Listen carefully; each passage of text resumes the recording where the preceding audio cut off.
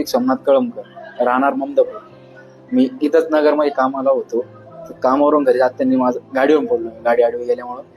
तर मग माझा पडल्यानंतर मला उठता आलं नाही आणि पाय बॅलन्स धरत नव्हता. तर मग मला मित्रांनी बाजूला घेतलं आणि नंतरून हॉस्पिटलला गेलो तो गावाकडं. वडील गावाकडं असल्यामुळं गावाकडं हॉस्पिटलला गेलो.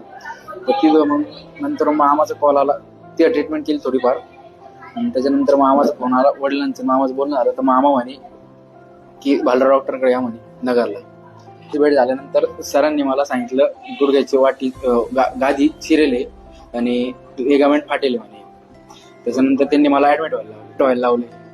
त्याच्यानंतर मग ऍडमिट झाल्यानंतर त्यांनी 3 दिवसांनी ऑपरेशन केले आणि आता बऱ्यापैकी चालते. तर मला ट्रीटमेंट चांगली झाली आणि स्टाफ पण चांगला वगैरे, व्यायाम वगैरे करून घेतला माझ्याकडून. वेदना कमी झाल्या आणि आज त्यांनी मला चालवायला पण लावलं. त्रास नाही होत चालताना मला. माझं ऑपरेशन चांगलं केल्याबद्दल भालराव सरांचे व त्यांच्या टीमचे अभिनंदन.